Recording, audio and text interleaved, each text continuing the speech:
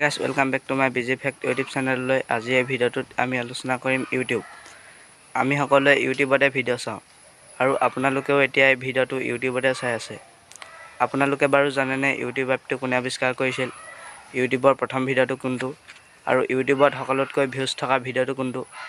এই ভিডিঅ'টোৰ জৰিয়তে মই আপোনালোকক এই সকলোবোৰ ক'বলৈ গৈ আছোঁ। তো ভিডিঅ'টো শেষলৈকে চাই থাকিব। আহক তেন্তে ভিডিঅ'টো ষ্টাৰ্ট কৰোঁ। আহিব নালাগে, তাৰ পৰা চাই থাকক। আচলতে আমেৰিকাত পেপাল কোম্পানীত কাম কৰা তিনিওজন ব্যক্তিয়ে 2005 চনৰ 14 ফেব্ৰুৱাৰী ভেলেণ্টাইনছ ডে দিনা আৱিষ্কাৰ কৰিছিল।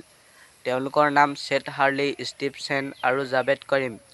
আৰু তাৰে জাভেদ কৰিম নামৰ ব্যক্তিজনে চিৰিয়াখানাত থকা অৱস্থাত 19 ছেকেণ্ডৰ মি এট দ্য জো নামৰ ভিডিঅ' এটা ইউটিউবত আপলোড দিছিল।